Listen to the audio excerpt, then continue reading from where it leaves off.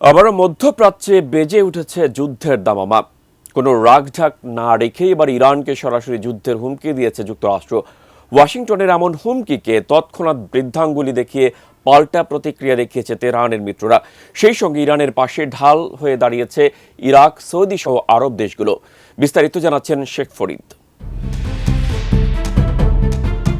ভেনেজুয়েলার চেয়েও বড় যুদ্ধ জাহাজ ইরানের পাশে সাজিয়ে রেখেছে যুক্তরাষ্ট্র। ২৮ জানুয়ারি সুসজ্জিত আরেকটি যুদ্ধ জাহাজ সেখানে পাঠানো হয়েছে। এর মাঝেই ইরানকে সরাসরি যুদ্ধের হুমকি দিয়েছেন মার্কিন প্রেসিডেন্ট ডোনাল্ড ট্রাম্প। তিনি জানান, চুক্তি করো, নয়তো ভয়াবহ কিছু ঘটবে। ট্রুথ সোশ্যাল প্ল্যাটফর্মে দেওয়া এক পোস্টে ইরানকে হুঁশিয়ারি দিয়ে ট্রাম্প জানিয়েছেন, তেহরান যদি তাদের পারমাণবিক কর্মসূচি সীমিত করতে কোনো চুক্তিতে না আসে, তাহলে জুনে ইরানের পারমাণবিক স্থাপনাগুলোর উপর যে হামলার নির্দেশ তিনি দিয়েছিলেন তার চেয়েও অনেক ভয়াবহ হামলা চালাবে যুক্তরাষ্ট্র। নতুন বাংলাদেশ গড়তে এলো জুলফিকার স্টিল। জুলফিকার স্টিল, ইস্পাত দৃঢ় অঙ্গীকার। চলমান এমন উত্তেজনার মধ্যে হরমুজ প্রণালীর আকাশসীমা বন্ধ করে সামরিক মহড়া চালিয়েছে আয়াতুল্লাহ খামেনির দেশটি। এছাড়া যুক্তরাষ্ট্রকে বারবার সতর্কবার্তাও দিয়ে আসছে ইরান।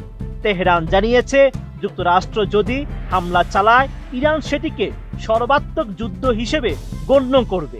সেই সঙ্গে যুক্তরাষ্ট্রে ঘূর্ণিঝড়ের মতো তাণ্ডব চালানোর হুমকি দিয়েছে ইরান। এদিকে ইরান ইস্যুতে যুক্তরাষ্ট্রকে আগে থেকেই হুমকি দিয়ে রেখেছে ইরাক। দেশটি বলছে, ইরানে হামলা চালানো হলে পূর্ণ মাত্রার যুদ্ধ শুরু হবে। এমন হুঁশিয়ারি দিয়েছে ইরাক ভিত্তিক সশস্ত্র গোষ্ঠী কাতায়েব হিজবুল্লাহ।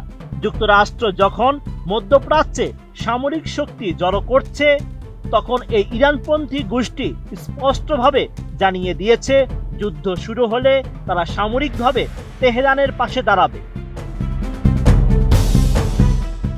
এছাড়া পারস্য উপসাগর ঘিরে যুক্তরাষ্ট্রের ক্রমবর্ধমান সামরিক তৎপরতা ও উত্তেজনার মাঝে এক কঠোর হুঁশিয়ারি উচ্চারণ করেছে তুরস্ক।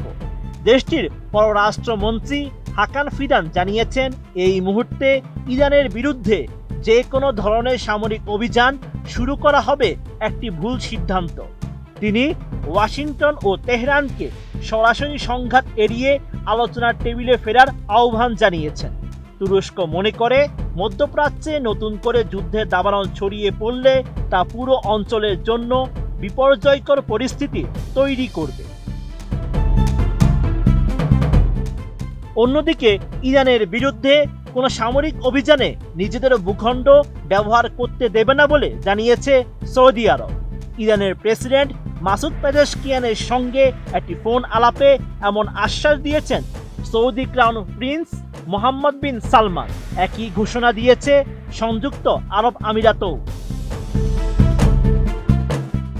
Sheikh Farid, ATN news.